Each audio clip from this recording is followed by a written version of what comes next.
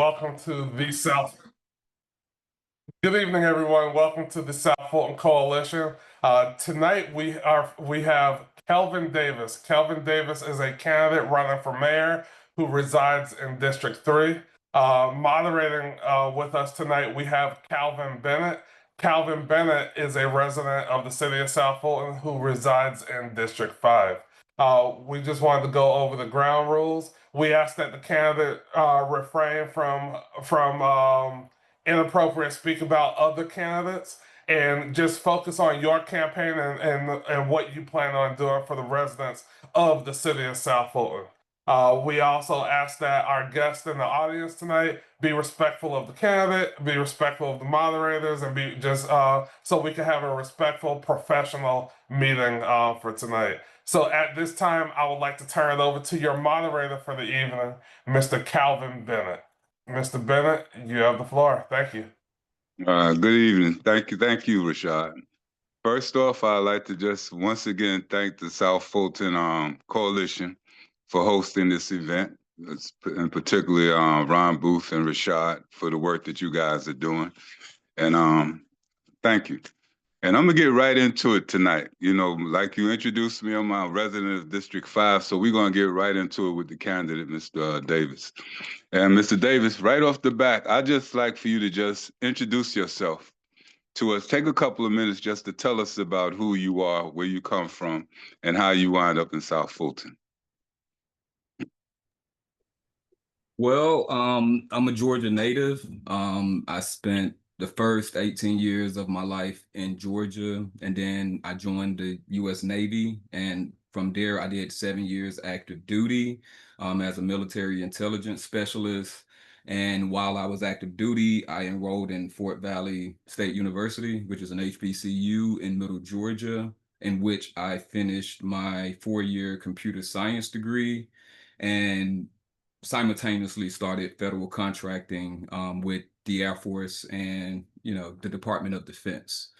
So I've had many different, I would say, walks of life that led me to here, but it's all been consistently the same and just building upon the experience that I started at 18 straight out of high school. So essentially what brought me to South Fulton is I was always in Fulton County, South Fulton County. So Union City, I was there for 5 years before moving to the city of South Fulton. And from there, that's where I kind of became very intrigued about everything that was going on in South Fulton, cityhood, incorporating away from Atlanta and creating, something new, something that already had the momentum going. So I wanted to be a part of something, that was strong and that was creating something new. But I've been here for about 4 years in District 3, with my son, with my daughter, with my mother.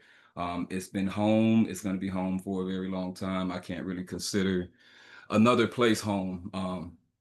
So yes, I would say that what led me to running for mayor was, I've seen a lot of good things happen within this city and some things that just aren't favorable. And I know that I can provide, the type of leadership that the city needs, as well as the type of professionalism, that, the public needs, from leadership. Because right now, I think, we could definitely, improve in some areas. And, I have some really great ideas for that. Okay, since you said we can improve in some specific areas, give us a couple of those specific areas. I'll definitely say communications and marketing. I think the city can do a better job at communicating what the city is doing to the residents. I think the city can do a better job at educating the residents on what the developers' impacts are from their projects that they're requesting to bring to the city. I think, we could do a better job at just, ensuring that residents are educated about the work that the city does, as well as the residents have access to the services that the city provides. I think that city services are one of the biggest things that need improvement, but I know those questions are going to probably come later within the discussion. So I'll just table them for that. Oh, okay. Okay. Give us the idea of some of the work that you've done, community service that you may have done over the years, the volunteer service or anything volunteering for political or recreational, any, just service in general. Okay, well, I've always volunteered for my kids' sports leagues. I have to be honest, that's taken a considerable amount of my time, my kids' activities. But I have done, volunteer work, throughout Georgia, but not maybe necessarily a lot within the city of South Fulton. Um, but I'll say one of the biggest volunteer efforts I assisted with was Lebanon. I'm not sure if you guys are familiar with the crisis that occurred in Lebanon about 15 years ago. There was a war broke out with Lebanon and Jordan. And, we spent about 45 days over there just, feeding people, helping build huts slash housing, providing, clean water and medicine and all of that. So I'll say that's one of my biggest volunteer slash humanitarian efforts, but most of my volunteering has been for like school organizations and, recreational departments, for youth. Okay. Give me two. I need two. Two of the motivating factors that made you get into this race, whether it be economic development, public safety. Give us two and go into it a little bit so we can get some insight. Okay. Well, I'll say the first one that made me want to run was forward thinking. The ability to see further, you know, further into the future. And I'm not saying that, more so hypothetical, just, seeing the writings on the wall, paying attention to, the things that are happening around us, the things that are happening in Union City, the things that are happening in Fairburn, Hapeville, College Park, Atlanta, even, state level. I think that forward thinking, seeing what's, I'll say the pros and the cons of, what's happening in our neighboring cities.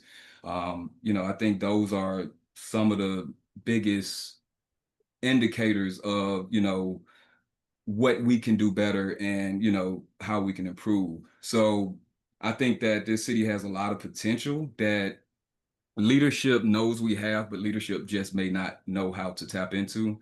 I think that, I would say that I would provide something unique within that aspect. Okay, define the duties of the mayor as outlined in our charter. What are the Well, duties of the mayor? Essentially, in short, the mayor, there's not much power that the mayor holds in terms of, policy. But, the city council is the one that, creates the policy and passes the policy. The mayor is the spokesperson of the policy. So from my review of the charter, I would say that the mayor is a strong supporter of the council. He makes, whatever the council passes, he makes it works. He, I would say promote it to other cities, other intergovernmental municipals. He promotes it throughout stakeholders and, try to bring the equity back to the city. Mhm. Okay, I like that. Hey, give me two examples or point out two incidences where you feel the council is doing an excellent or a great job, where you just looked at them and said, "Why don't you guys do this every night or on every vote?" If you could find two, I don't know if you have to, but I'm just trying to see if there's a balance in your thinking when it comes to our Okay. council. Mm. Um, let's see. I'll say that the council does a really good job at coordinating transportation projects throughout the districts. Mm. I think, since I've been here in the city of South Fulton, I think our roads have improved, our sidewalks have improved, our traffic has improved in many ways, but there's some trouble areas. But I'll say our city council has done, an adequate job, in ensuring that our infrastructure for transportation has improved. But I would say that, I'm more ambitious. I think we can do more, but I think they've done a good job. Okay. Of course, that's one, or was that two? That's two. I can't give you a second one. I'm sorry. Okay, let's flip it. Give me two examples or incidences where you felt, let me qualify. This is not about individuals or personalities. We're talking about our council as a body. Okay, so now give me two examples where you felt like now that was the third rail. That was, or some you totally just disagreed with. Well, I'll say that our council talks to the media too much. I think that, it goes back into communication. I think we really need to have a strong communication plan within the city that actually protects the brand of the city. I don't think we have that. I think the council, communicates too freely. I think we need to regulate communications in a way that promotes the city in a positive way.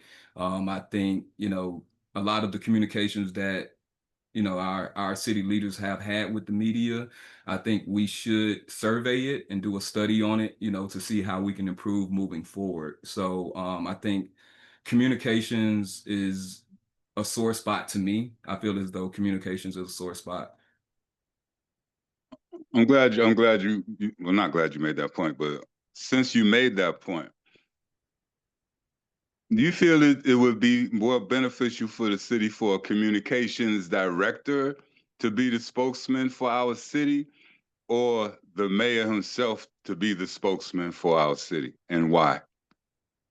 I think that we absolutely have to have a communications director. I think that any public statements that are made to the media or just made publicly, especially involving controversial topics, I think that we need a communications director. We need someone that is skilled, at communicating and protecting the brand of, large scale organizations such as the City of South Fulton. But I think that as a leader, you have to be able to speak.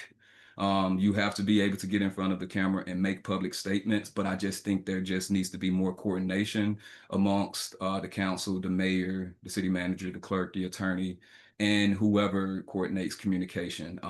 But I would say we absolutely need someone that manages and coordinates communications within the city, but we need to empower our mayor and our council to speak competently as well as professionally. Okay, I got you. And Rashad or Ron, you guys, if there's anything in the chat, just come in anytime. Let me know. I can't see anything. But I do have a question for you. This has been coming up at all of the different candidate meetings that I've attended anyway. What do you think of public comments? Do you think we should have our 2 minutes to say whatever is on our mind, or do you like the way it's written? The rules are written right now. Right now, I would say I don't like the way the rules are written right now because public comment was moved for the sake of, making the council meetings more efficient. And we have not accomplished that. So I would absolutely support changing the rules because the rules did not resolve the issue. So I think that public comments should be made in according to the agenda, so that you can speak directly on the agenda item. And those comments should be made at the same time that, the developer or whoever's requesting the project or rezoning request or whatever. But I think that, you know, public comments should not be at the end. It should be aligned with the agenda. So you saying comments should be made, if you make a comment, it should be something related to something that's on the agenda. At Hey, that Kelvin. moment, though, yes. Before you, I just wanted to get in. Calvin, can you acknowledge Patricia after this comment is done? Sure. Mm-hmm. Thank you. Mm-hmm. I'm sorry. You clarify what was that, Kelvin? I kind of forgot the question because he said Okay, Calvin. right now, before they brought this to a vote, the public normally could come and get their 2 minutes to say whatever's on their mind, whether it's a problem with their sewage or whether they have a problem with a neighbor, whatever. They had their 2 minutes to say what's on their mind. That was changed because you say because to make meetings more efficient. I think it's more of a personal thing. There was a lot of personal attacks coming from the public, and it was all really was centered around the mayor at the time. His support, and people were attacking. But and then the rules were changed so that people could only speak to what's on the agenda.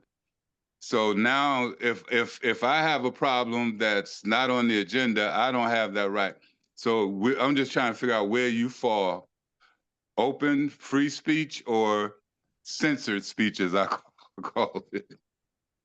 Well, I definitely don't support censored speech at all. I think that, if we were to do, those kind of comments, I think that, they should be submitted before the council meeting, just like a general comment, just so, we can manage how many, comments are being made, throughout, one session, because, it could be, I 30 would minutes. say, overwhelming, so if we have 50 people, we can't really get 2 minutes per.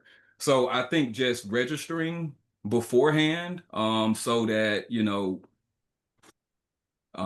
occupancy can be established, in terms of who speaks, if, because the meetings only go for so long. So I would just say registering beforehand, you should be able to make a public comment on anything that you want.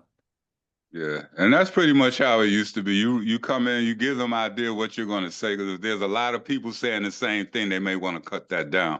And there's 30 Right. minutes for public comments. Okay, we're going to go to Patricia Wise with a question. Okay. Good evening, everybody. Can you hear me? Hey, Ms. Yeah. Wise, how you doing? I'm good. Okay, so Mr. Calvin, 3.22 of the city charter under management roles and responsibilities, item number 5 states that the mayor shall see that all laws and ordinances of the city are faithfully executed. And the second item is number 9, the mayor is requires the city manager to meet with him or her at a time and place designated for consultation and advice upon the affairs of the city.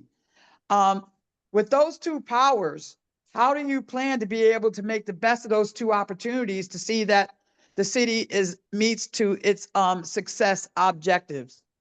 meets their objectives successfully? Well, I would say, for one, we would have to define the objectives. But with what you said, I would say that the objectives would be ensuring that the city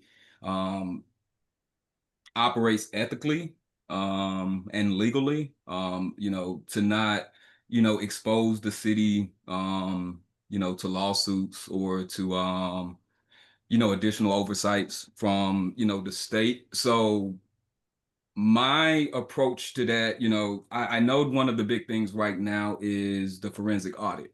And, we have, other ideas on, how we want to accomplish transparency within City Hall. I would say my vision for the city and ensuring that, my council and my staff, operates and works ethically would be to implement I would say processes that disclose information that could potentially put us at risk periodically. So what I mean is that we wouldn't need to do a forensic audit because all of the information that would be audited would be available quarterly. So instead of needing, to pay, 2 or 3 consultants $100,000 each, we would just have someone in City Hall just print out a report, and we would be able to, ensure that everyone within City Hall is compliant, or I would say working within city policy.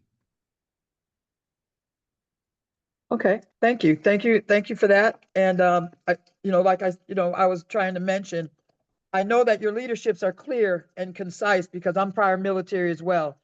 So we don't underestimate your ability to be able to lead, because as defined in the U.S. military code, a leadership is exactly what it is. It's the ability to lead. So thank you for that answer. All right, and we Amen. have the next question coming from Ellen Miller Mapp. Ms. Mapp, you should be able to unmute your microphone. You have the floor. Thank you. Okay, thank you for acknowledging me, and welcome. May I call you Mr. Davis? Kelvin, Mr. Davis, I'm okay with either. Okay, thank you. On the open public comments, there was an opportunity not too long ago when the discussion for the millage rate was pretty strong. And then there was a special forum held at Enon Baptist Church. Did you happen to be in the forum then? Yes, I was there. Okay, so that was an open opportunity for residents to present their concerns, make suggestions on their sensitivities about the millage rate and the way the city was about to get us in the situation of debt that may not have made sense, and it didn't make sense what the city was about to do at that time. And by hearing from so many citizens who were not limited to 2 minutes, who could freely speak about the subject at hand, it allowed the leadership to hear our concerns without the typical responses that we see from the council at council meetings.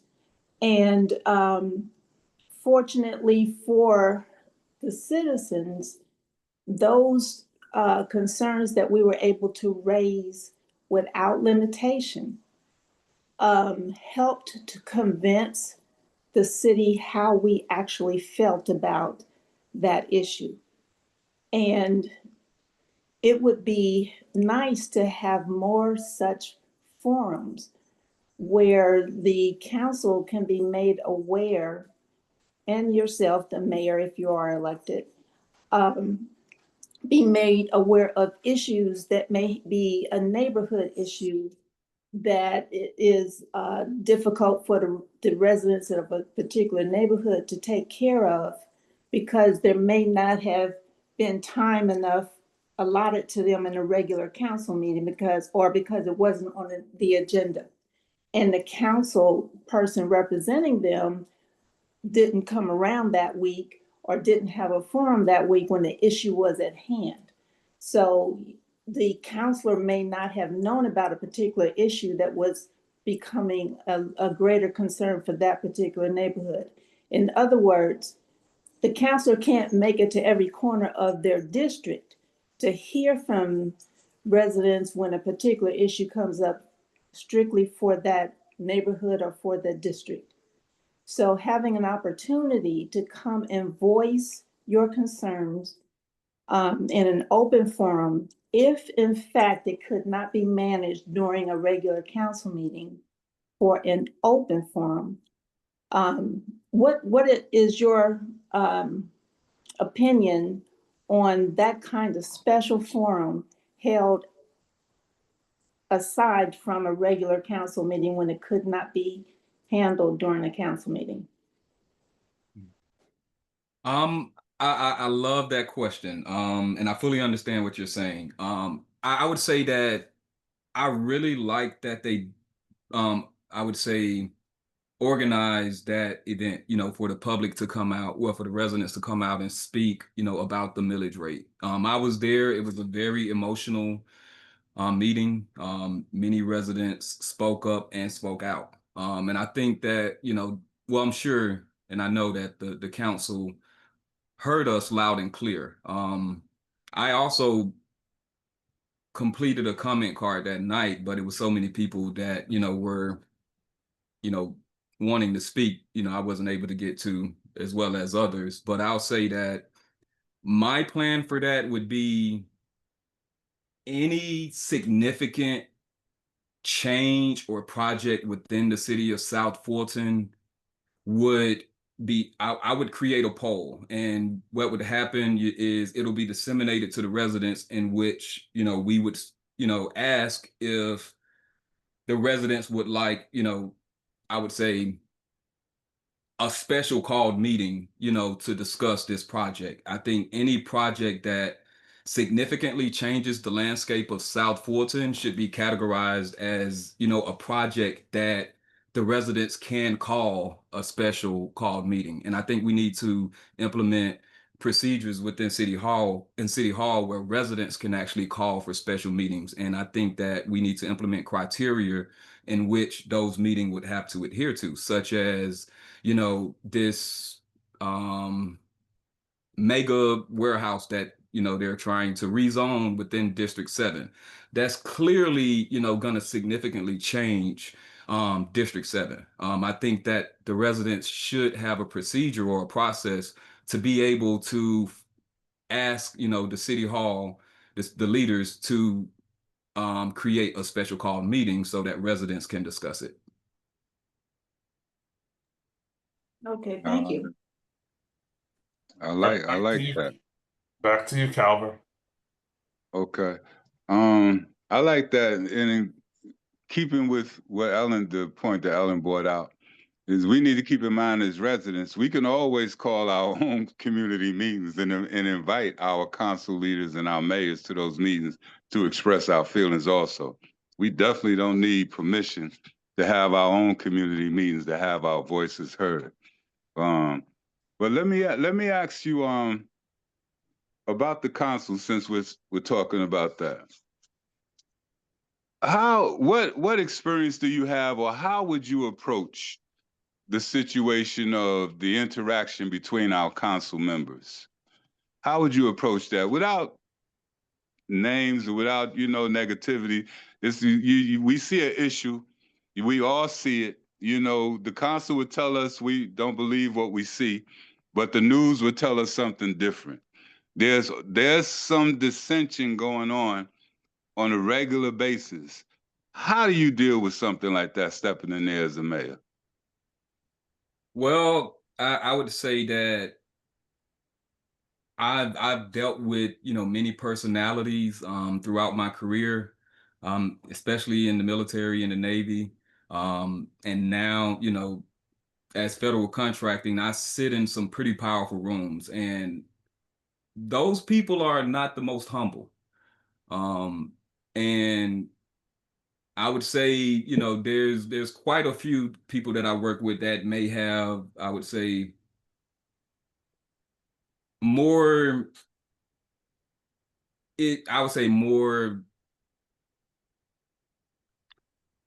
more issues to deal with to be able to get along with in terms to making things move forward or making things work. I'll say that it's never been a problem in the workplace, because as a veteran, as a, prior serviceman, we've always dealt with diversity. We've always dealt with many personalities. We've always, it's been a melting pot. So I've always been able to get along with everyone, within the workplace, even though we were not friends outside of the workplace, because I understand that, the workplace is a professional environment and, we're there to get things done, so when, I walk into City Hall, I know that, there's a mission and there's objectives and they need to be accomplished. So in regards to getting along with the city hall, I think that is naturally going to happen. I'm 38 years old. I have a strong reputation in getting along with people. I've had conversations with essentially everyone on the council, and it's been really pleasant. I'll say that I think that maybe the current council would need some additional support in getting it right, but I think that with the upcoming election, I think that there's going to be enough of a leadership change. And I'm not saying that there's going to be a full leadership change, because no one knows the results. But I think that this next election, the voters are going to put the right people, into those seats that are going to be able to, get it right. So I have to just, be truthful and say that I wouldn't have any issues getting along with anyone on the current council, District 1 through 7. And not calling any names, I get along with every single council member. And I've had some tough conversations with a couple of them as well, but those conversations, they came from, I would say, a reasonable place. Like I'm not going to challenge anything anyone is doing unless it's necessary. So I think, I've had some tough conversations already with the council, but myself and the council, we've been able to move past it and, respect each other. Hey, There's, go Calvin, ahead. there's a question from the audience. Go ahead. I'm gonna unmute Patricia. You have the floor. Please unmute yourself. Thank you. Hi, hi. Another question for you, Calvin. And you know what? I just forgot my question. I am so sorry. Oh, yes. That's Because you have the Kelvin. ability, sorry? His name is Kelvin, and I'm Calvin. Yeah, it's Thank you. confusing me I'll just say too. It's Mr. confusing Davis. me too. I'll do Mr. Davis.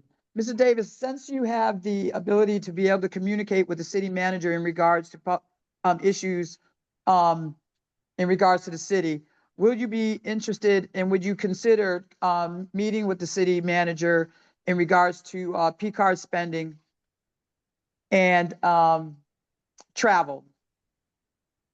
Absolutely. I think P card spending, P card management, P card compliance.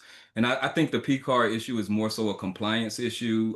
I think that everyone that's issued a P card needs to, truly understand, the policy behind spending and reimbursements and what's authorized and what's not authorized. So, and in terms of travel, I think that the same. I think it's all about policy. I don't think any travel should be authorized unless it's bringing back value or equity to the city.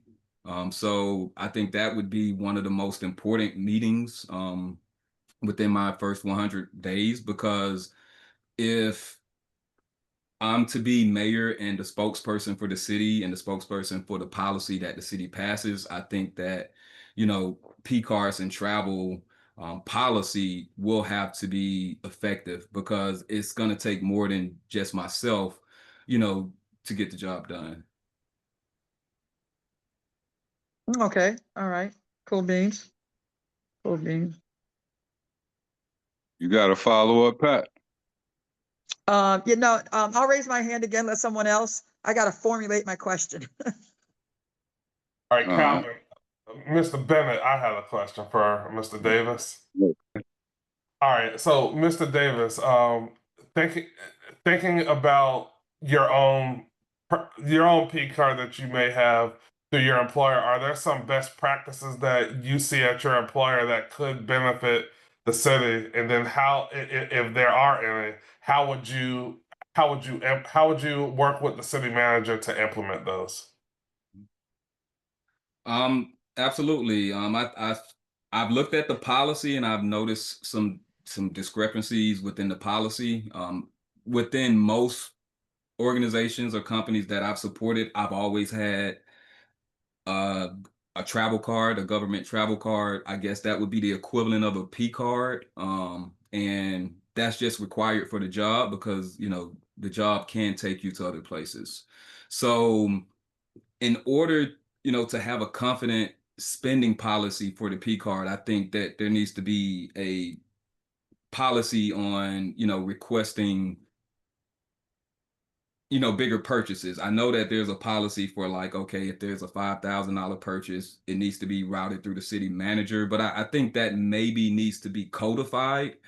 And because dollars don't necessarily mean compliance, because it can be, you know, $10,000, but it doesn't mean that, it's a purchase that's authorized. So my solution to that would be to codify the P cards so that it's essentially like you would think like if you've had an HSA card, a health savings account, or a flexible spending account, if you swipe it at CVS, you can swipe it for most things, but certain things you just can't swipe it for.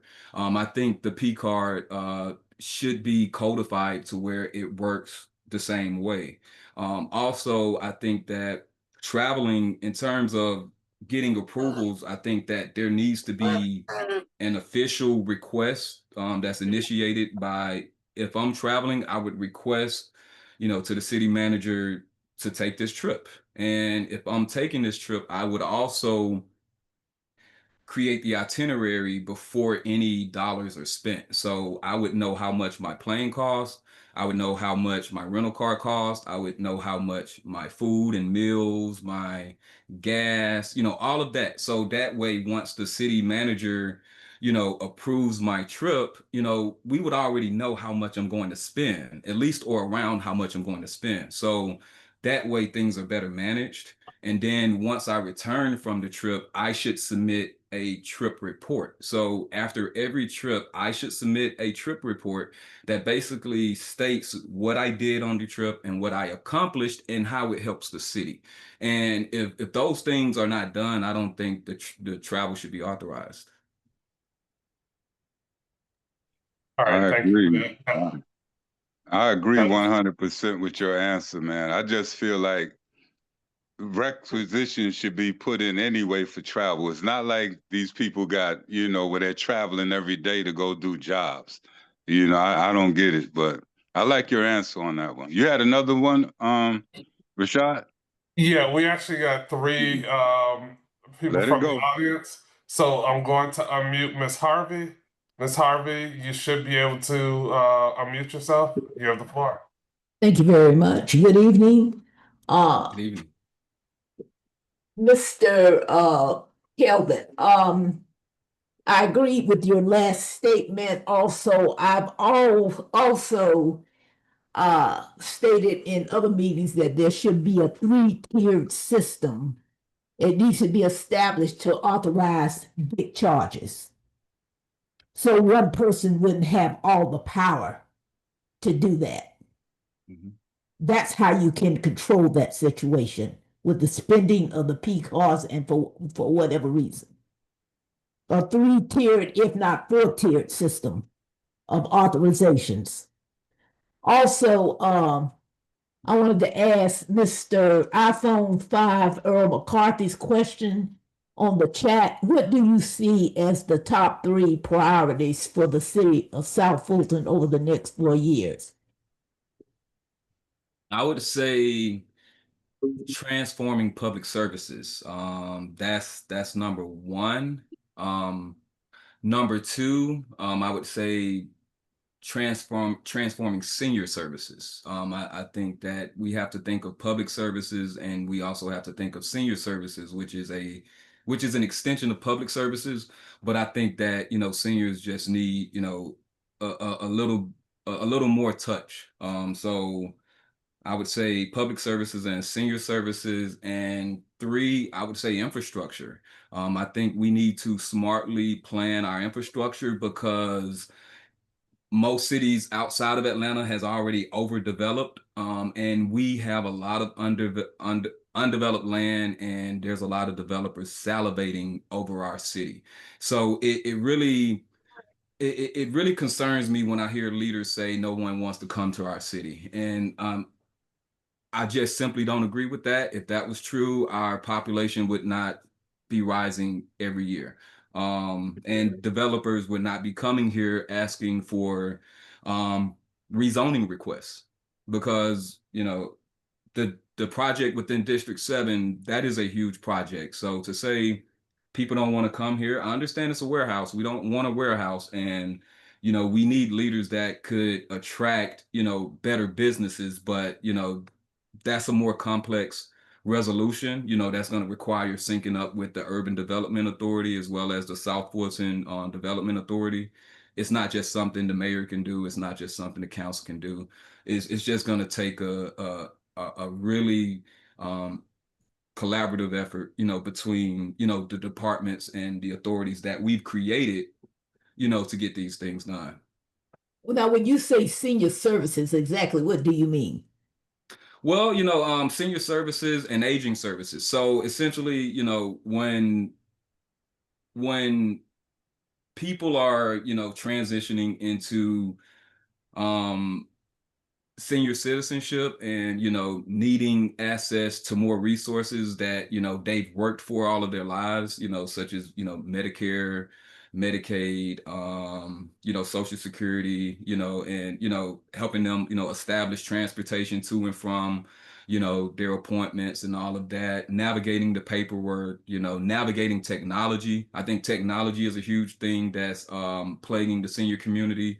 And also, one thing that I've kept from my campaign, because my campaign has, I'll say, inspired some others, and I noticed some similarities. But I want to establish a senior fraud protection office, and what that would be it's an office that would support seniors in identifying fraud. And I'm not sure if you're familiar, but seniors are the hardest hit in terms of scammers. Scammers, they're not scamming the younger people because we know what scams look like, but they're hitting our seniors really hard. I'm my mom's caregiver, and the amount of scams that come to her phone, come to her email, and all of that, it's frightening. I can only be thankful that I help her out with that. But I think that just supporting seniors more is a huge thing, a huge win for this city. And we need to protect our seniors because scammers are targeting seniors. That's what they're doing. Well, of course they are because they're easy prey. But Right. the situation is, I found some seniors, they don't want to listen to what you have to say about it, and they're apathetic. They don't want to listen to you because they have a friend on the other side, which is the scammer. So, if it's some responsibility on their part, because see, that's a heavy burden, especially trying to protect seniors from scammers. Okay, Well, that well, that they do it that digitally. They do it digitally. So, like, what I do for a living, like, I've done a lot of projects where we do target scammers, where we do target criminals online. So, I know of ways in which we can protect seniors in a way that wouldn't be heavy lifting. okay. Thank you very much. All right, and our next question comes from iPhone Cody. You have the floor. Please unmute yourself.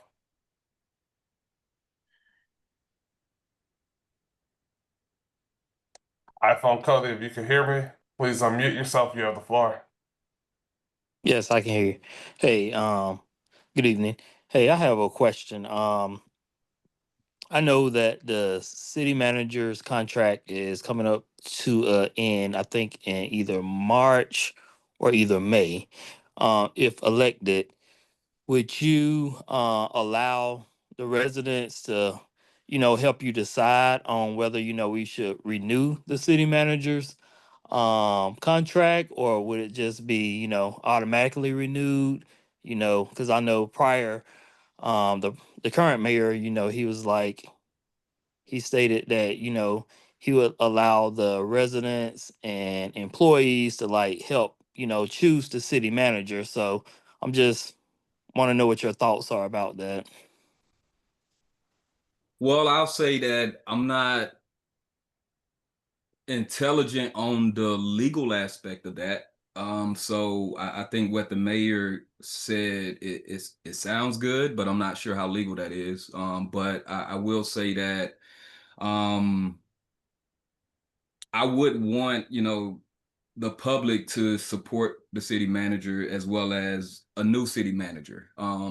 So with that, I would say the process of appointing a new city manager would be very transparent and visible, to the public. They would be able to see, everyone who's being considered for a city manager. They would be able to see their resumes.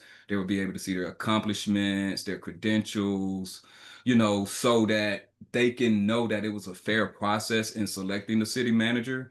I think that, as mayor, and any potential new council, I think that, we should, have the opportunity to consider a change, but I can't say that a change is needed.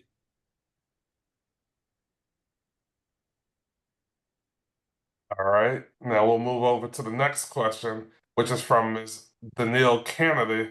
You should be able to unmute yourself. You have the floor. Thank you. So transparently, I was about 20 minutes late to the meeting. So if this has been addressed, just let me know and I will watch the recording. Um, so I saw you at another forum. And for me, it's important to have somebody in office with experience because we're such a young city. And so I feel like you have great experience. I feel like you don't, look at things through rose-colored glasses. So you're very realistic about, what it is that you can and can't do. So one thing that I would like you to clarify, because this is where you kind of lost me, because for me, as a, mom, wife, 3 young kids, I really do, think that economic development and having amenities in this area is important. And one of your comments, it sounded like that wasn't as top of a priority for you, or maybe you were saying like that's not your like that we have other departments for that. But could you clarify kind of your thoughts on economic development, kind of bringing in diverse businesses, fresh businesses, that we can actually utilize to spend our money there, and then the city could get tax dollars off of that versus us driving to Douglasville or Noonan or Peachtree City to go to, some nicer establishments or take our kids out for the weekend or something of that nature. Okay. Well, definitely thank you for asking that question so I can clarify it, because economic development, is huge on my priorities, but it's more so me accepting that that's not within my power. And so that's the only reason why I answered it that way. But it's not something that I'm going to ignore. So with that, that's why I stated I would work very closely with the Urban Development Authority and the South Fulton Development Authority to sync efforts, to sync visions, and to promote, economic development, because it's not within the power of the mayor to do so. So I wouldn't want to lie to you. I'm never going to lie to you, to be honest. So even if it doesn't make me look good, you're still going to get the truth. But it's simply not within the charter for the mayor to do so. But I know how to work, cross-functionally. And within City Hall, I think that's where we need to improve. We need to be able to work cross-functionally. We don't need, a siloed, um, City Hall. We don't need just the council and the mayor, the attorney, the clerk, and the manager just working away, just doing their own thing. I think, we have to collaborate with the other authorities that we've created, such as the South Fulton Development Authority, because, they're the development authority, and the Urban Redevelopment Authority. So we have to use what we've created. We've created all of the departments that we need to bring about the proper economic development within this city, but we just have not accomplished that. So it's more so we have to look at the resources that we have within our city hall and ensure that we're using them appropriately or using them correctly, because we have a large city hall. We have many employees. I think, we probably have, probably, I would say, one of the largest staff city halls in Georgia, at least top 5 or top 10. So we have the resources, to get all of this done. And it's more so about seeing the resources we have and ensuring that they're in the right place, because we just experienced, I would say, too many inefficiencies within our services, to have such a huge budget for staff. So with that, I would just say economic development is my top priority, but I would just have to approach it in a way that respects the charter. Can I slip in a question, since you mentioned authority and you mentioned economic development, the same? What are your thoughts on authorities? I'm a big fan of our city having a senior citizen housing authority, public housing authority, and I'm a big fan of us buying up as much land as we can, even though the city manager said we don't need to be spending money. But I'm looking at this, and this is some of the talk going around in our communities. We know Atlanta can't go nowhere but south of Atlanta. All the development has to come this way. So it doesn't take a rocket scientist to understand that somewhere along the line there's a bottleneck where developers aren't able to develop on this part of town for whatever reason. I think it's political. I think it's coming from higher up. But my thought is, if we had our own authority, like we did with Councilman Baker when he had the South Fulton Authority, I think they dismantled the authority that he was on, if I'm not mistaken. But they were starting to do some real good work. And it was about why we voted to become a city. Just give me your thoughts on authorities, and do you think we need them? Will we benefit from them? Why shouldn't we have them? Just give me your thoughts to clear up my thinking.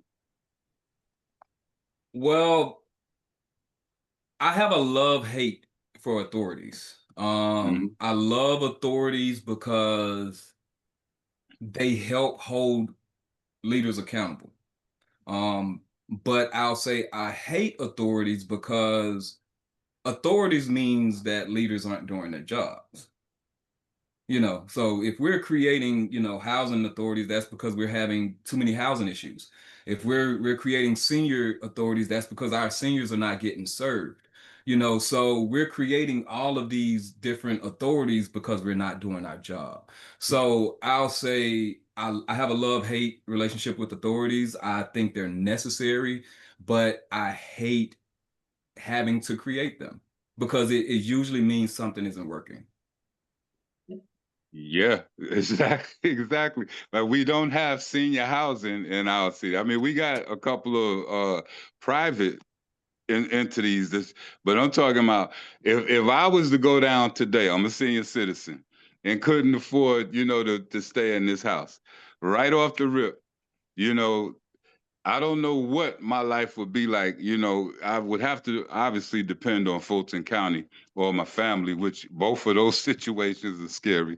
But those are some of the thoughts that I think about, man. 'Cause I look at College Park, they have their own housing authority. College Park don't have 20,000 people in that city. They have public housing. They don't have a 20.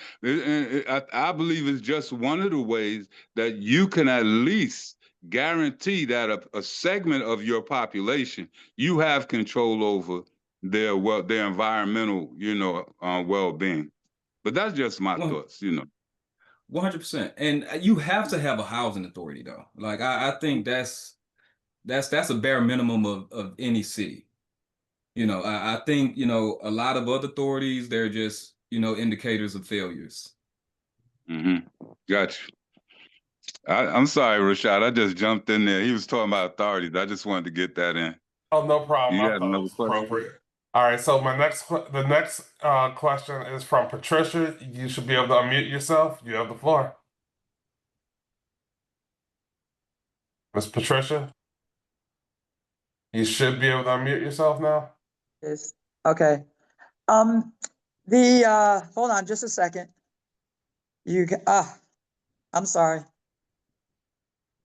The South Fulton Charter Commission is a group established to review recommendations, changes to the city South Fulton's charter. Currently, the mayor's nominee is vacant. Who do you plan, or what characteristic of a person would you like to nominate for that position? Because we do believe that it should be filled. Are these filled by residents or like employees? Yeah, they can be filled by residents. They could be filled, whoever you want to nominate. Well, I think that it would have to be a resident. It would be someone that is involved within the community and knows the charter for one. I think you have to know the charter, to be on the charter commission. That's just, a requirement. But I'll say someone I would say, I have to say forward thinking, for the simple fact that we have to understand that just because another city is doing something, that doesn't mean we're supposed to do it too. Just as, Atlanta is a strong mayor charter, and we're, a strong city manager, city council. I don't think that we have to look at Atlanta and be like, okay, that's what we have to do, because I think, South Fulton is unique and we have our own strengths, to build upon. So I think that, someone that's just fair to the process, someone that, can look at, stuff, outside of their own shoes. I think, those are just the qualitative attributes that I would look for in someone to hold that seat. Okay, thank you. Thank you for that. Can I ask another question, or is there somebody in the queue? I'm cool. You mentioned earlier about committees and things like that, that you're not too, they're good things, but then they're not, bad things. And just, let's just say, unnecessary extra stuff. Like the city manager has, I believe, 2 assistants. The attorney has, I believe, an assistant. And now we have a parliamentarian that sits in the meeting at $2K per meeting. I need a job, guys. $2K, $2,000 per meeting to do exactly what the city attorney can do. When, if and when you were elected, this gross misuse of taxpayer dollars, I mean, it's mind-boggling. I mean, the city attorney is right there. So explain, just a little bit further. This is a great example of why we need clear focus, a point to we can get to in terms of this. Okay, well, if the city attorney doesn't want to do it or protect her interests while she's there, so let's get somebody else to do it. You know what I mean? And what are your thoughts? It really just goes back into we keep adding, these new authorities, these new agencies, these new positions based on failure. Based on, I would say, I would just keep it at failure.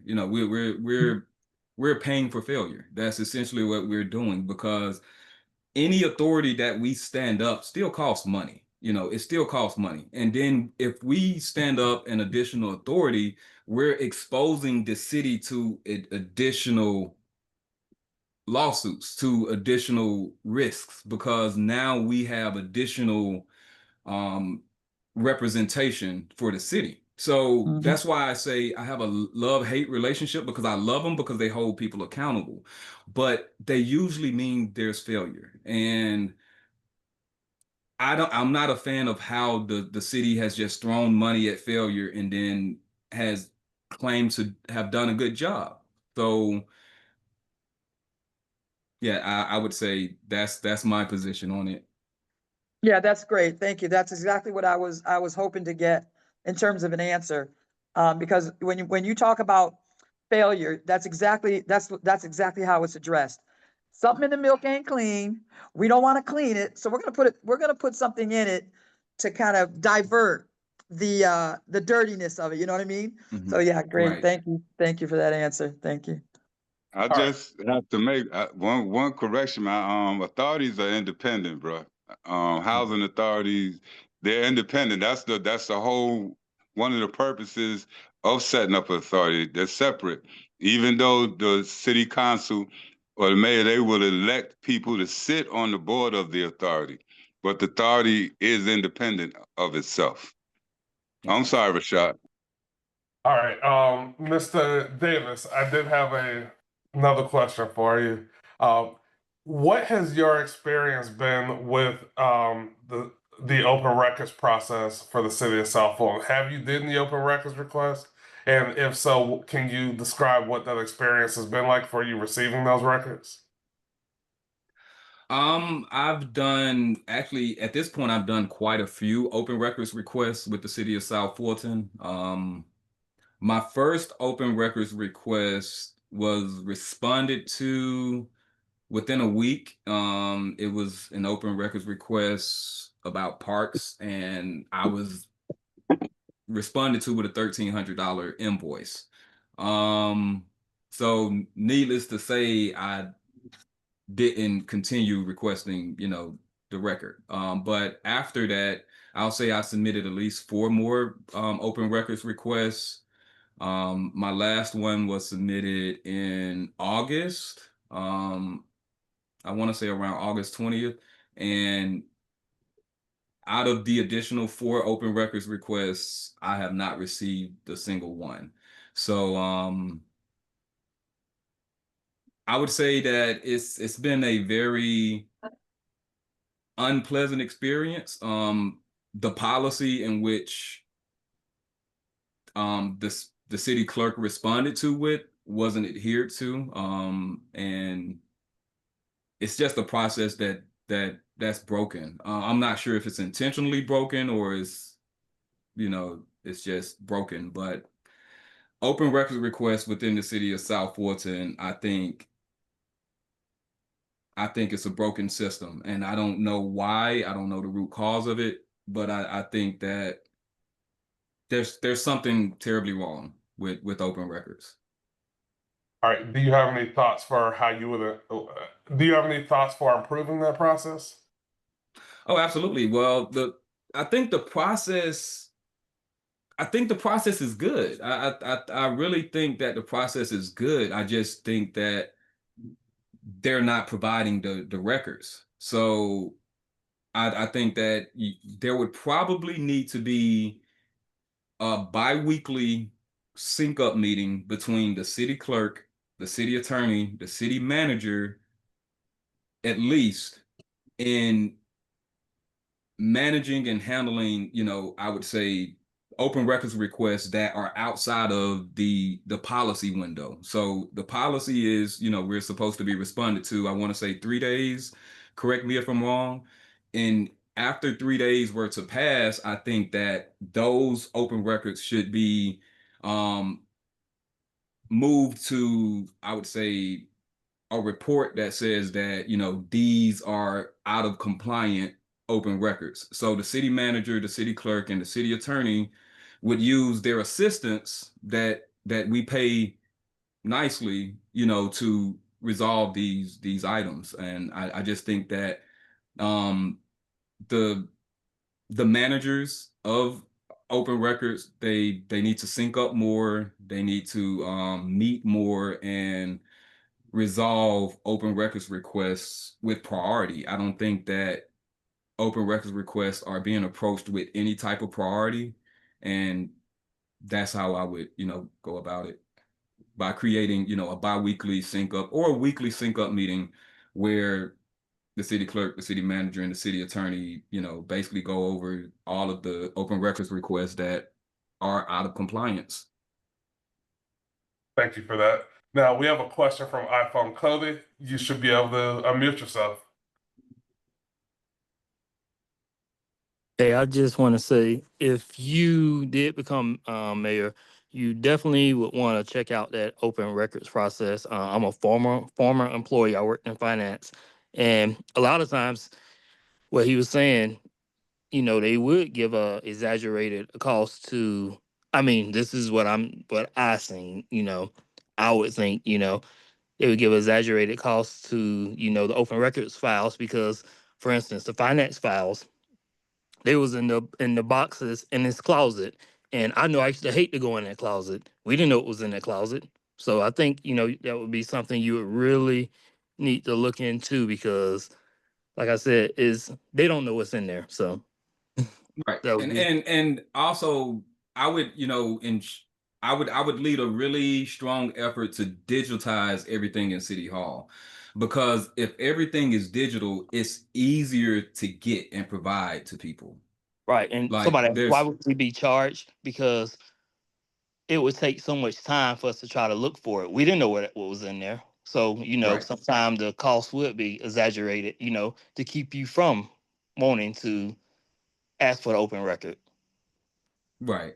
And that makes sense. And that's why, like, I would ask that the council approve a policy to digitize all records. Any records that are not digital should be digitized. That way, if an open records request involves those records, they can be quickly provided. Thank you for that.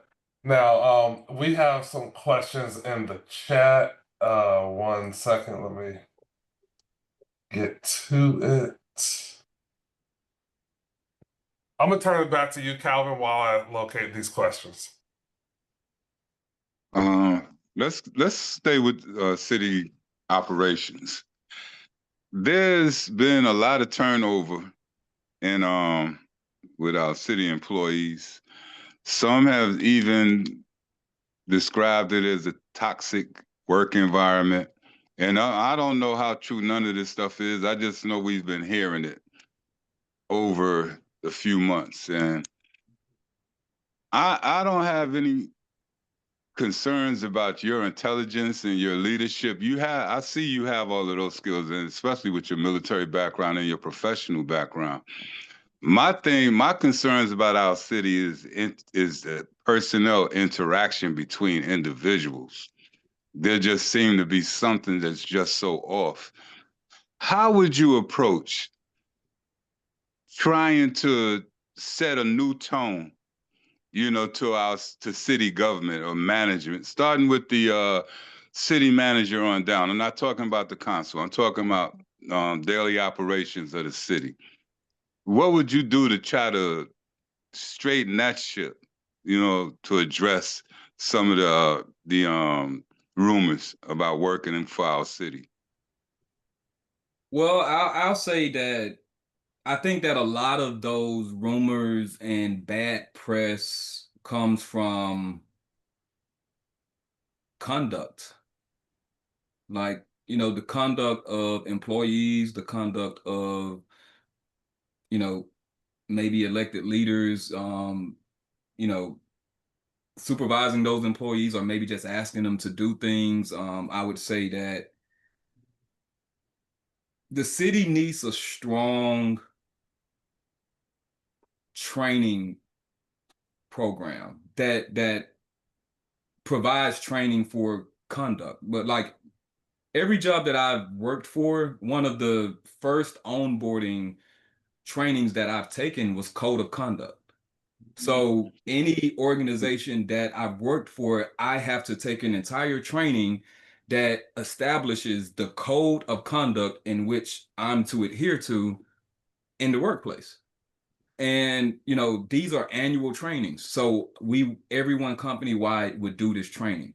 And then there's also training on, sexual assault, because we know that sexual assault and sexual harassment does take place within the workplace. And there's also trainings on whistleblowing. If you have leadership or a superior, that's acting unethically, or, putting you in weird situations that you shouldn't be in, the employees should be trained and aware on how to report those issues safely, without retaliation. So I think that establishing, a strong culture and training culture within the city that promotes proper conduct, proper professionalism, and communication throughout the different departments would, I would say, strengthen retention rates among the employees for the city. Okay, and what would your feedback be to the city manager as it relates to dealing with the police chief and what's going on with our police department?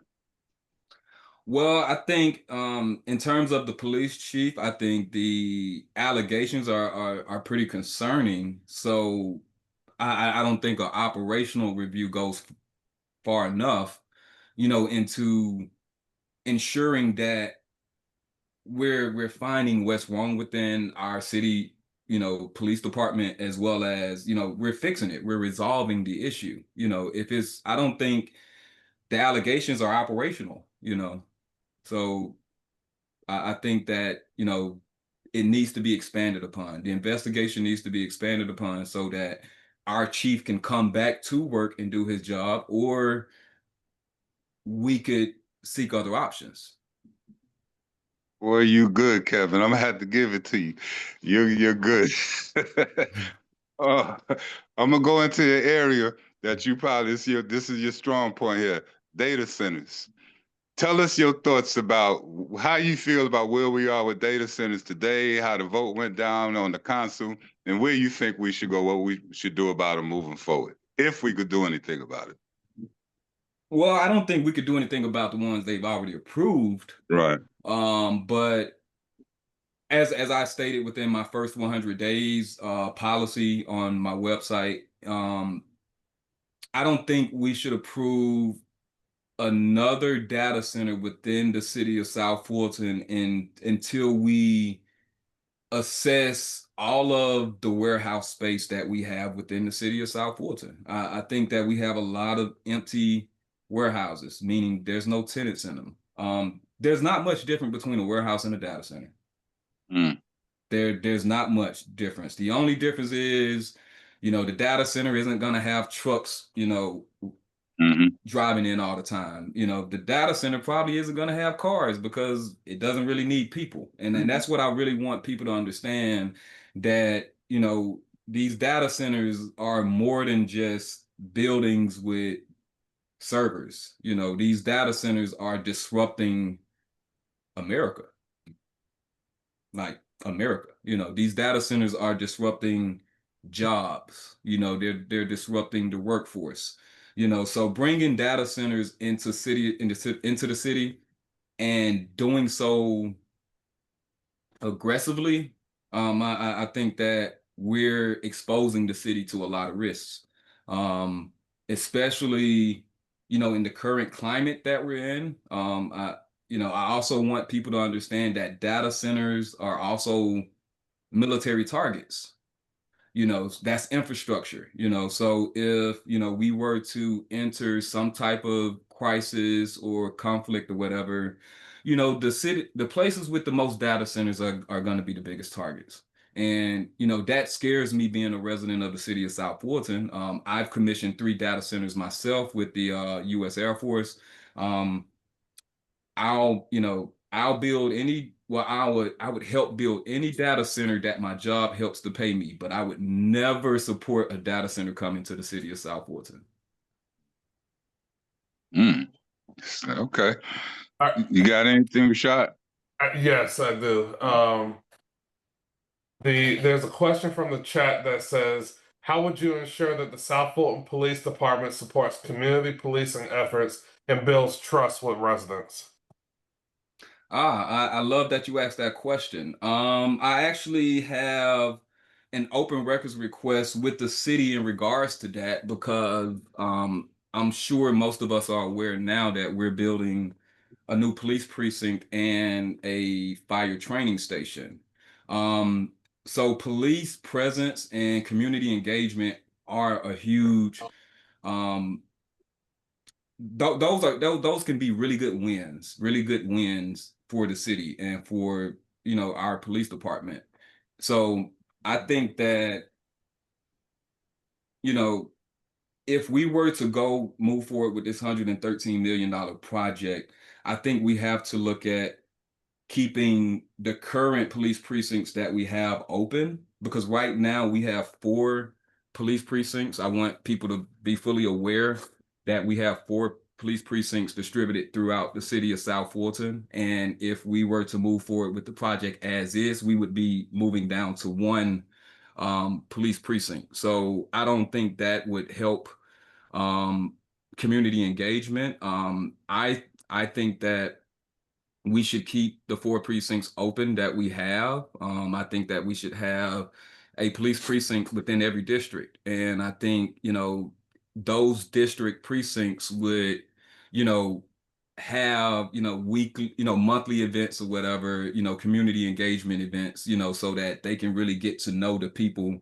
within their district. I think that, police should be assigned, you know, to districts, and they should work the beats within their districts so that they know the community members. So if a police see a kid at Dollar General acting out, he can more so be like, hey, calm down before I tell your mom or whatever, get it together. So I think if we create you know our policing and safety infrastructure in alignment with our actual infrastructure, I think we can accomplish that. I think police presence needs to be, established within each district. We have 7 districts. The city of South Fulton, I'm not sure if, people are aware, we are the 3rd largest land area city within Georgia. We are the 3rd largest land area city in Georgia, which means that is a lot of area for our police to respond to. So I don't think that having 1 police station and having all of our officers within that 1 area is gonna promote community engagement. So I think that we need to smartly plan, um, how we expand, our safety infrastructure. All right, thank you. There's another question from the chat. Can you share an example of a project you were responsible for where you were not satisfied with the results? What did you learn from that experience? Well, I'll say I was working a project for Delta. It was a cloud transformation project in which we were moving their data centers from Virginia Avenue to the cloud, but we had to work with a lot of different teams within Delta. Some were direct Delta employees, some were contractors. Um, I think that it was a really good project effort that started off really well, but I think that the project got derailed because we just had the wrong people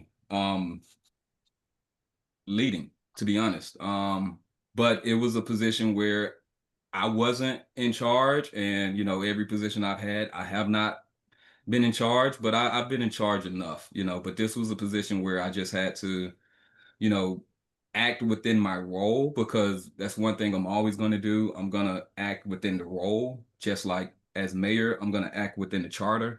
If the charter says I can do this, that's what I'm going to do. If it says I can't, I'm not going to do it. So with this, I'll say this project really was just derailed because of just bad leadership, poor leadership, and it was out of my control. But you know, I did the best that I could to make it a successful effort. All right, thank you. Now, the next question from the chat, and then we'll get to you, Ms. Harvey. A recent letter from the city manager indicates that funds for the project is on hold and that funding is being sought elsewhere. This is another transparency failure. What are your thoughts on this? Which I project? think that is being rushed. I think that if the initial, I think that we've had too many inconsistencies with this financing deal, you know, to the point where, you know, we had this special call meeting at Enon Church, you know, in which the public showed up and showed out, you know, so we've been experiencing, you know, inconsistencies and I'll say shortcomings with this financing deal since August. You know, we're almost in November, and I think that this council is the council, the mayor, the attorney. Well, I guess it's a, you know, it's a concerted effort, but I just, it worries me how aggressively they are pushing this to be so close to election day. And I think that a capital project of this scale, spending $113 million before 4 seats may potentially flip, I think is, to me, I think it's almost criminal. But, you know, I can't say that because it's a public safety project, you know, so you have to be sensitive around that. But I just don't think this council, this mayor, this attorney, this city clerk, these leaders should not spend $113 million 2 weeks before election day. All right, Ms. Harvey, you should be able to unmute yourself. You have the floor.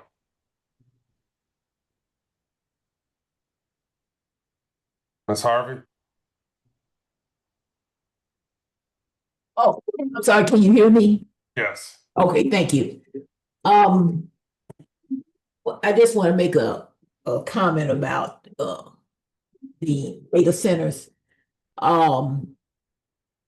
Davis, a parcel over here on Mason Road was rezoned to light industrial, so a data center can be built. Now, that area is on the edge of the city of South Fulton and Union City, and that property is privately owned. The owner said that if the city of South Fulton didn't pass the zoning, they're going to re-annex their property over to Union City. Hence, the city will lose a lot of revenue. And that's the reason why that is. The point that I'm trying to make is a lot of this land out here, the city of South Fulton doesn't own, especially when we became a city 7, 8 years ago. But you will never see this in Chattahoochee Hills, where the city owns 70% of the land. So if it's private ownership, that will be problematic. So, you know, we don't want data centers, but there are ways to get data centers in through zoning, and a lot of this land is privately owned and has been for the last 30 years. Well, I'll say that as mayor, I don't think that, you know, I would support a property owner coercing the city into a rezoning approval based on their own, you know, desires, because that's what I see it as. It's not a project that brings value or equity to the city. So if the property owner thinks, you know, that they can re-annex themselves to Union City, you know, I would encourage them to give it a try. Oh, no, it's But already been passed by the city of South Fulton, the rezoning. right, So but I'm just they, saying, like, if a property owner threatened my council or myself with annexing, or I approve or we approve a rezoning request, you know, I would just have to call their bluff because there's no way, you know, we should be forcing those type of decisions based on, just what a property owner wants. It has to align with, you know, the comprehensive plan. It has to align with the vision for the city. One property owner doesn't, you know, change that.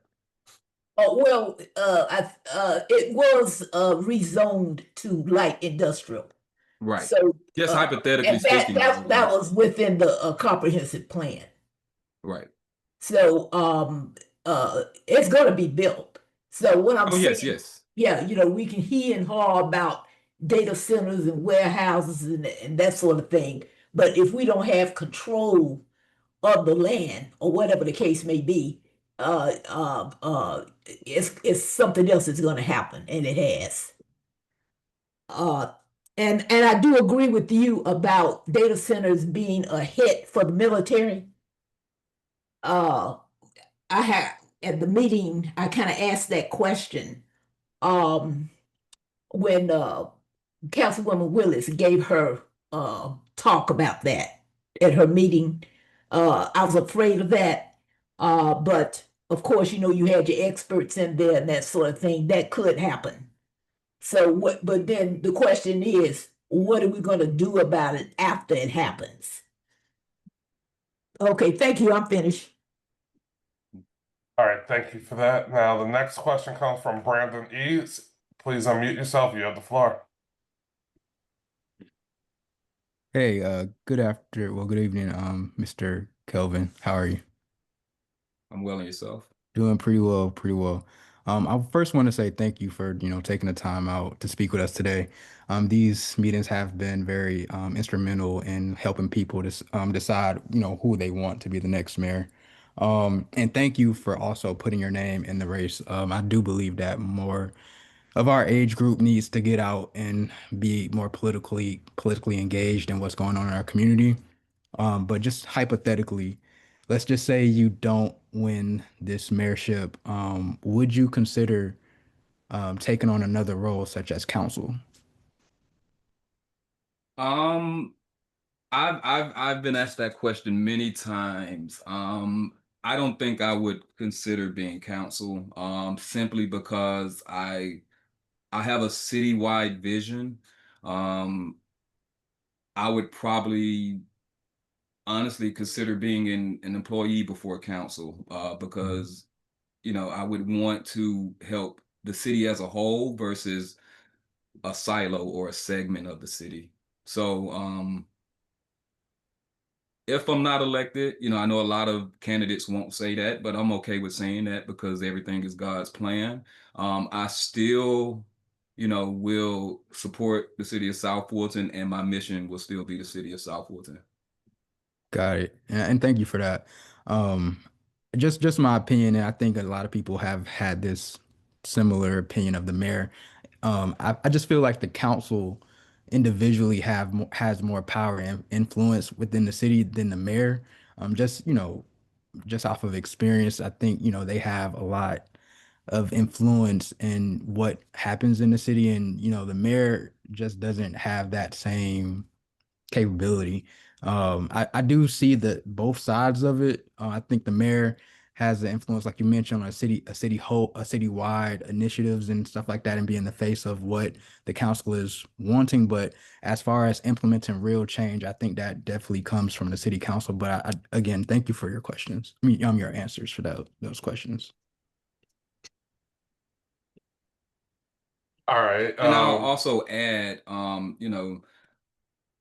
the reason, well, an additional reason is like I'm not running for mayor for power. I was well aware of the charter before I ran. The reason I want to run for mayor is because I really want to help people, and I'm really good at it. Like I'm really good at helping people. I have good ideas, I have good solutions. I get things done, I keep my word, so I wouldn't need power. I wouldn't need the power that the council has to help the city of South Fulton. All right. There's a question from the chat, and then we will get to you, Ms. Perry. That question is, how will you address issues related to rental properties and private equity investments that are impacting home values? That's the first part of the question, so I'm gonna let you answer that. Okay. Well, in terms of rental properties and you said private investors. Yes. Well, I think that's a very sensitive problem. And I will describe it as a problem because, we have an issue where we have Fortune 500 companies, we have mega investors, buying up land and building subdivisions and making them all lease or rental townhomes or whatever. And that's, destabilize, the housing market. It's done so for the last, 4 or 5 years since the pandemic. Everyone saw, the surge of development that took place during the pandemic. And, right now, a, a significant amount of them are private investor owned. I think that in the city of South Fulton, we need to collect the data. Atlanta collects the data. So like Atlanta is leading the nation in investor-owned single-family homes. Over 19% of Atlanta's single homes are owned by investors. And I would be confident in saying that South Fulton is close behind, but I just don't think we collect the data or at least expose the data. So I think that, I think that we have to start, collecting the data to see how many, permits we're approving, for regular residents, regular citizens of the city of South Fulton, and how many we're approving for private investors, and I think that we need to place a quota on how many permits we approve for single family homes or condominiums, for private investors. And I think that quota needs to be an annual quota, and it needs to be adjusted every year based on the results of the previous year. So I think that, we have to start, thinking forward, and we have to start collecting the data that we need, to be able to make the right decisions to protect, our housing, for our residents, because we want, the city of South Fulton to be affordable, but not cheap, so we want the residents to be able to afford to live here. And we want property values, to continue to rise. So I think that, that starts with just being smart. All right. Thank you for that. Now, we have a question from Ms. Candia Perry. Please unmute yourself. You have the floor.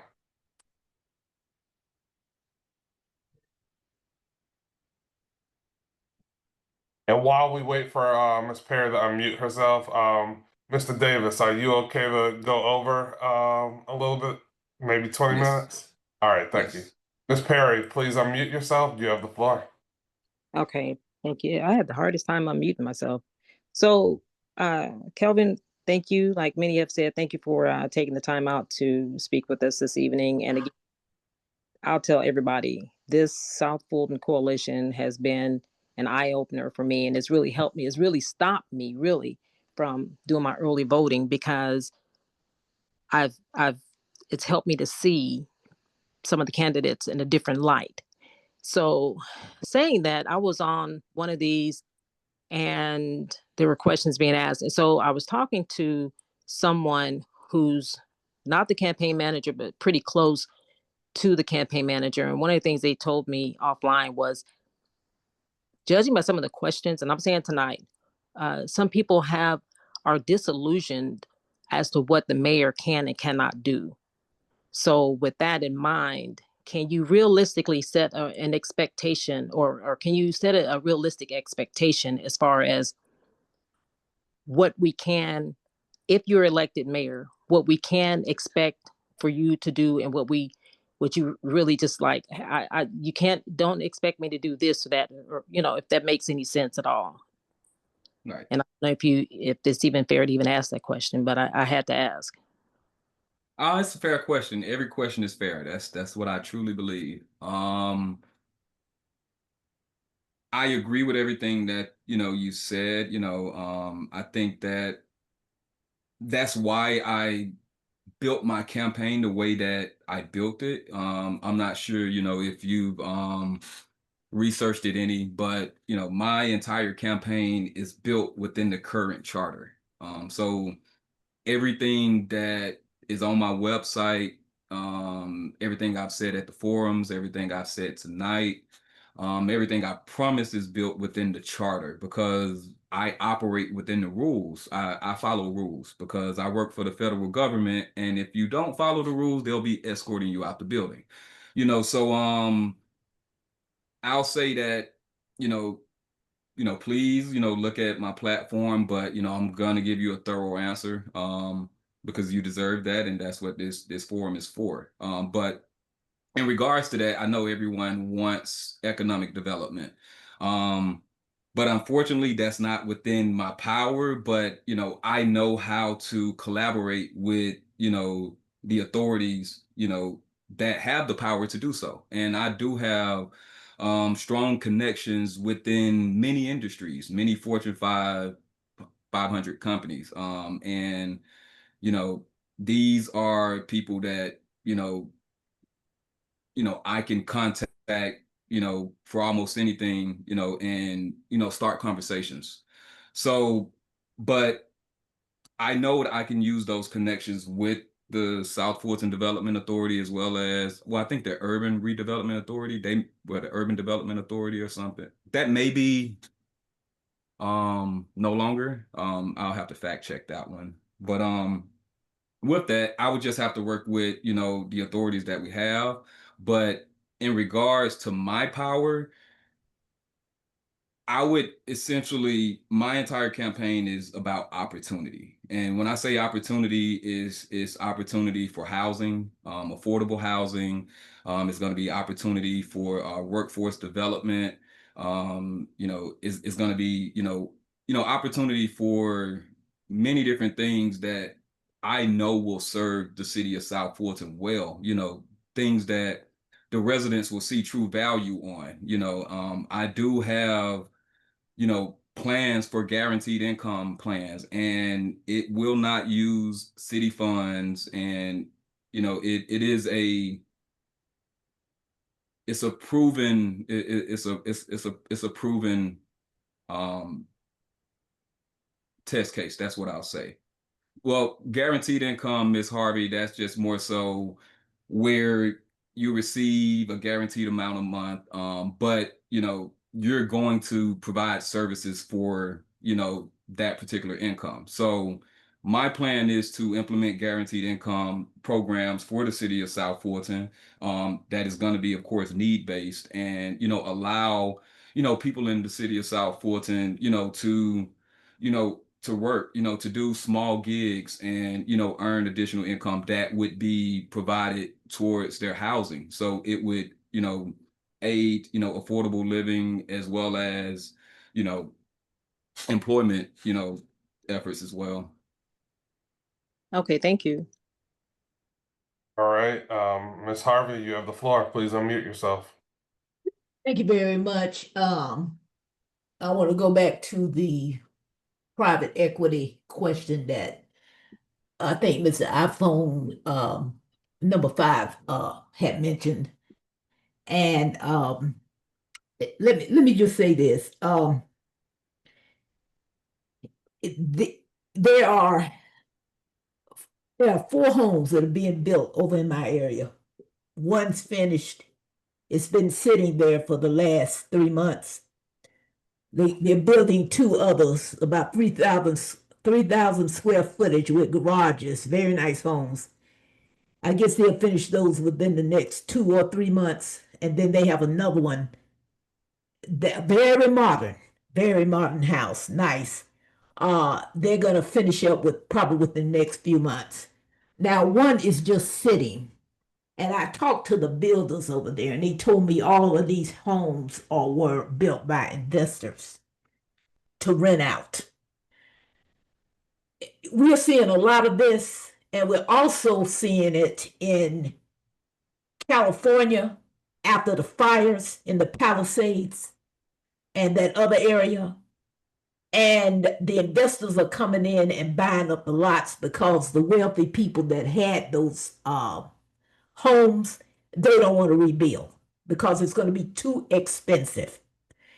So private equity right now is here to stay because anyone that wants to buy a home these days, it's just too expensive and the maintenance is through the roof.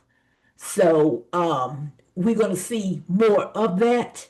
So I'm just saying that, we could talk about it. We don't like it because it changes the neighborhood, the ambiance of the neighborhood, because you're only going to know someone for about a week, or 3 months, and then that family will go, and then somebody else is going to move in. So it's going to change the fabric. So that is here to stay.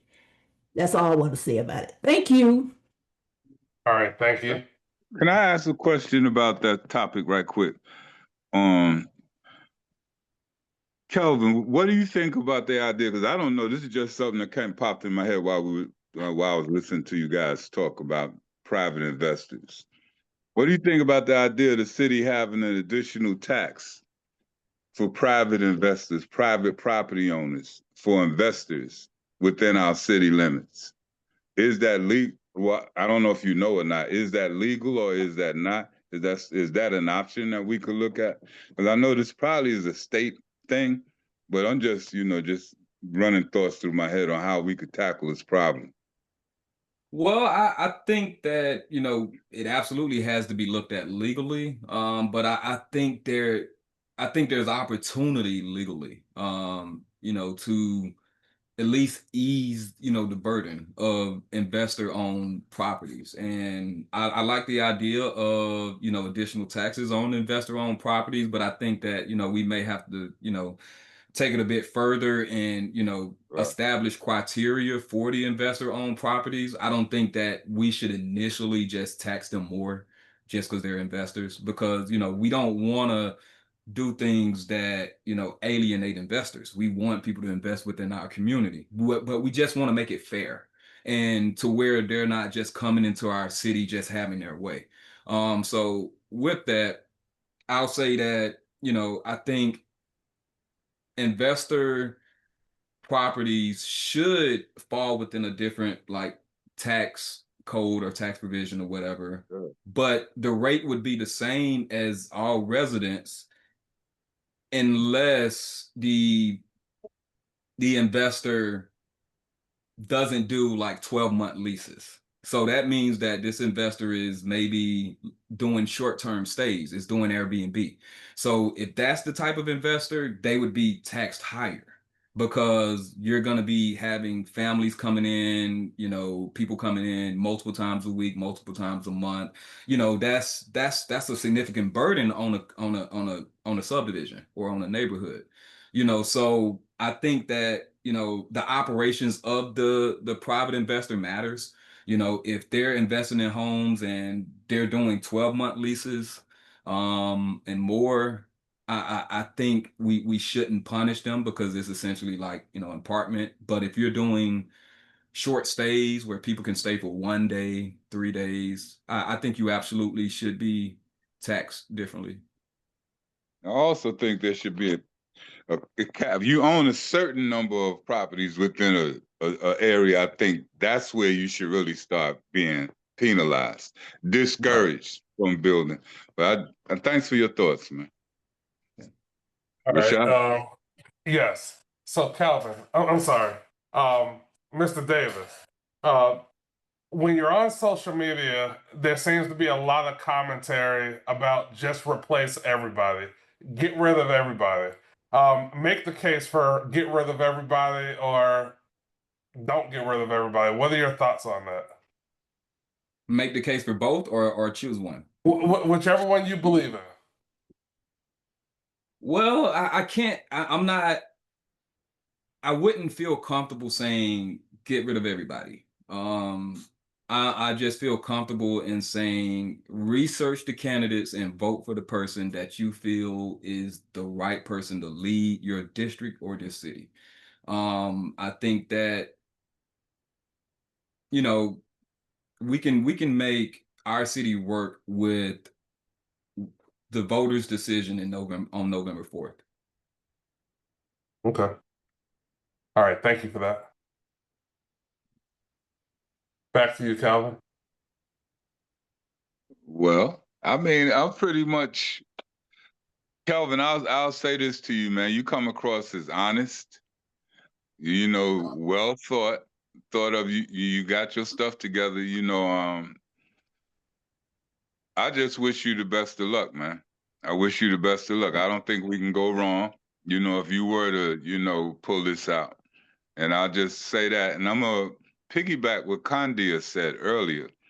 You know, it wasn't until I got on to one of these South Fulton meetings, and I decided I wasn't going to vote early, and I still haven't voted because some of you guys, some of you candidates that's running are very impressive, and I think our city is in good hands as long as we begin to see more candidates like you people getting into the race and getting involved in our city, man. So my hat's off to you for even putting your hat in the race, bro.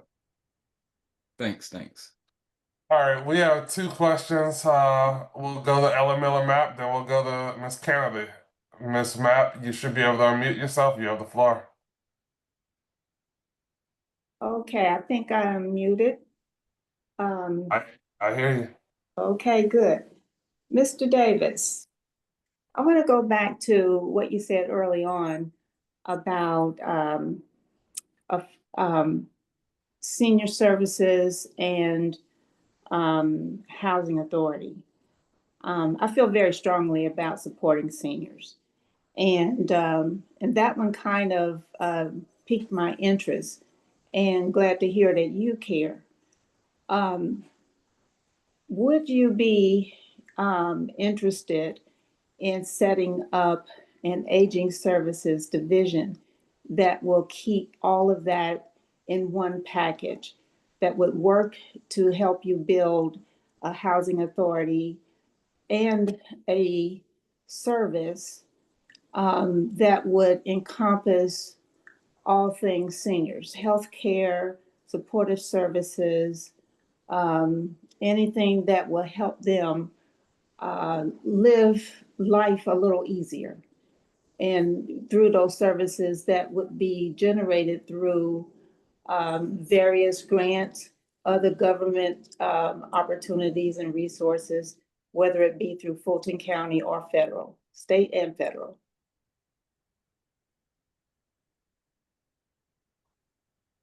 Okay. So the question is exactly, I'm sorry. Okay. You mentioned your interest in having a housing authority. Mm-hmm. And you also mentioned your interest in supporting seniors with senior services. So I'm suggesting your consideration for an aging services division in the City of South Fulton that would help seniors to have a place where they could access housing if that's what they need, directions for getting good health care,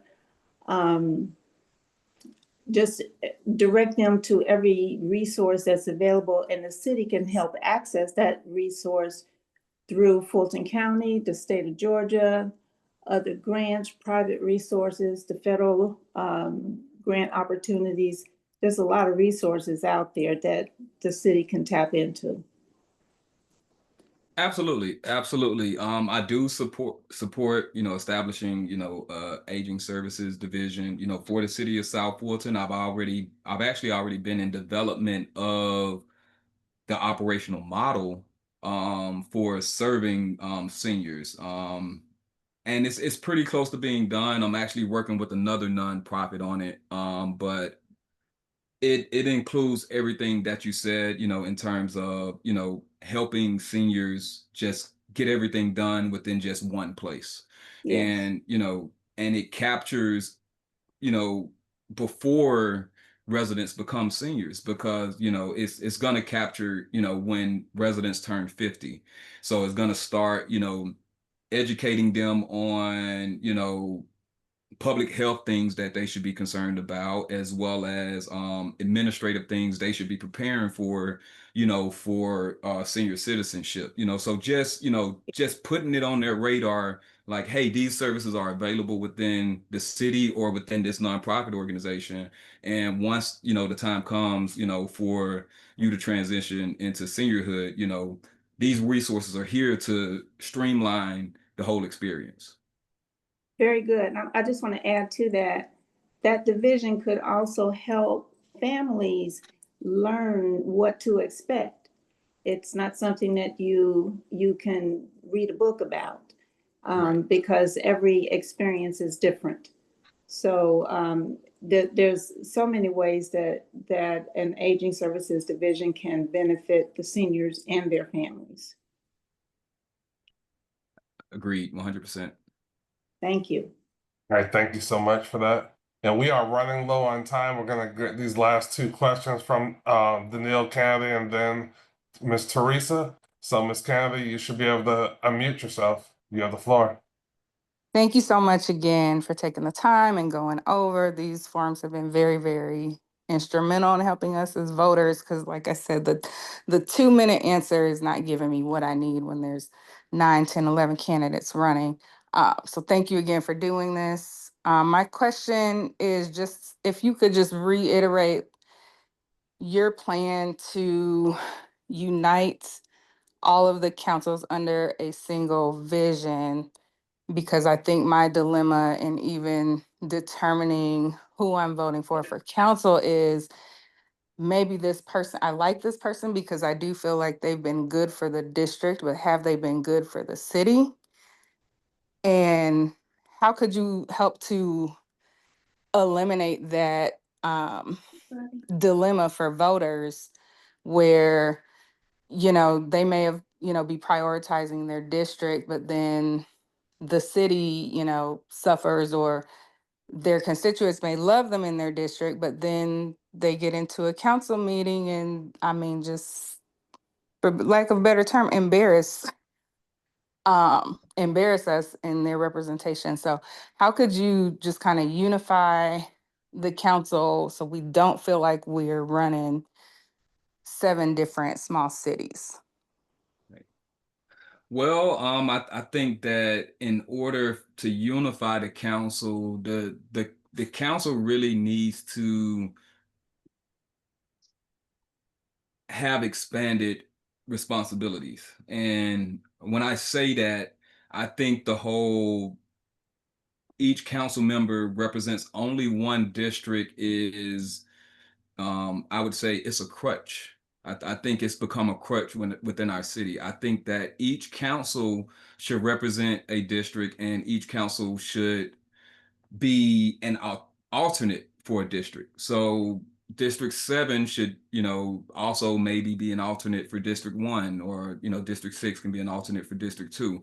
That way, the council members can start to learn more about other districts and support, fellow council members in supporting their constituents. I think that, treating this city as 7 separate districts is sabotage, because we can't even, have the right police show up to an accident because the city lines are so complex. I think that, governing districts is the same way. I think that councils need expanded scopes. They need expanded responsibilities. I'm not going to say it's going to be their primary responsibility, but I think we can add some additional responsibilities, that they could support, their fellow council members on. And I know that would be helpful, and it would provide a lot of value to the residents of those districts, to have additional council support.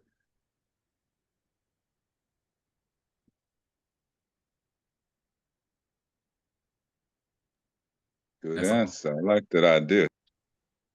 All right, thank you for that. And then our last question comes from Miss Teresa. Please unmute yourself. You have the floor. Okay, thank you. Thank you for taking the last question. I appreciate all of your answers. Your ideas are very good, but it goes back to this charter thing. And I like to understand, do you feel that the city of South Fulton should have a stronger mayor role, or why shouldn't it? Or should it not? I mean, what's your thoughts on really the charter and the position of the mayor? Because it's like, it's a new city and it seemed like we can't go forward because of all these different varied districts having their own push and pull. But my question is, why shouldn't the city of South Fulton have a stronger mayor charter position? Or why should it or shouldn't? Okay, that's okay. I'm thankful for the second question, because I wouldn't be able to say why it shouldn't have a strong mayor charter, because I believe strong mayor charters work. But that's not a priority of my campaign. If the residents want a strong mayor charter, I fully support it. But I think they work. I think that a strong mayor charter gives the proper organization of the city, because we have to operate the city as Fortune 500 companies operate. And when you look at the way these corporations operate, they have a CEO, and they have board members, and the board members, they all have their powers and the CEO has his power, but it's a supportive effort where the CEO leads, the company into the future. And that's what it's all about. It's about leading this city into the future, because we've been too focused on the past 8 years, and that's only going to sabotage us if that's our focus today. So I'll say that, I support a strong mayor charter. If the residents want a strong mayor charter, I would support it. I think strong mayor charters work. And I think that it would really allow the city to operate as a business more so, as an organization. Yes. Thank you for that. Do you have any understanding of why we're not, I mean, I know there's some rules that made us this way that we are today, but why? What would be the advantage? I don't understand why why we have a weak mayor system, whoever put those things into place. I don't think it was the citizens that asked for it. No, it wasn't. These, from my research, and my research is usually pretty, Delegation. it's usually pretty strong. The city started as a strong mayor, but moved from, the strong mayor charter, after cityhood, but it wasn't it wasn't put on the ballot. The voters didn't vote on it. From my understanding, the charter commission, made those changes. So from my understanding, we were initially a strong mayor city. And if I'm wrong, I would love for someone to correct me, because I don't, like saying things that are not accurate. Because we weren't. We were always, city manager, and the council would write legislation. But I could tell you this, I am 100% for a strong mayor. I believe that across the city, the citizens vote for one person, with collectively, and that one person is who we have our faith in. and that person should be leading us with the advice and consent, just like the Senate and the Congress, of our council. But that's just me. But I'm thinking you're going to hear more about this moving into the 2028 election. This probably going to be on the ballot to try to get the charter changed. I'm pretty sure you're going to hear that. Yeah, I agree. I think that's why we have so much issue right now, because we voted for a mayor, but none of the colleagues supported the mayor. Right. So And we had that's issue after issue, backstabbing, all this kind of stuff going on. Anyways, that's my, yeah. thank And- you. And Kelvin, the Charter Commission, I believe they first met in 2023, I think it was. So I don't think they made that change. Okay. Yeah. So where are we, Rashad? We could go into closing remarks. Kelvin, do you have any campaign events coming up or any appearances that you'll be making? Use this opportunity as your time to give your closing remarks. I'll say that I don't have any campaign events coming up. I'm exhausted. I have to get ready for my daughter's birthday and my son's birthday. They're both Scorpios, so it's about to be a busy stretch. But I will invite everyone, to just reach out. You can literally text me. You can text the number on my website. You can call me. You can message me on Facebook, Instagram. If you want to have a conversation, if you want to know more about, my plans for the city of South Fulton, please just reach out. I don't have any more events. I'm probably not going to do any more events until election day. But I will open, myself up for any type of communication that you guys want to have. So. And what about your closing remarks? Also closing remarks. I want to say that, I thank everyone, for spending this evening with me and hearing what I have to say, because I know that, time is valuable and we all have, responsibilities. But when you go to the polls, I really want you to understand that the future really is on the ballot. This campaign isn't about ego. It's really mission oriented, and I'm here to serve the city of South Fulton. I'm here to serve the people. I can only hope, that, you check my name on that ballot, but, even if not, you're still going to see me do the work, for the city of South Fulton. And if I'm elected, you will be proud of the work, that I do for you. I can assure you. So thank you for being with me tonight.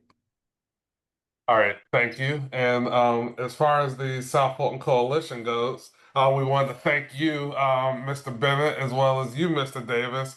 Now, you were supposed to actually be here Tuesday, but we had some schedule changes, so I appreciate you accommodating our request to move this to Thursday.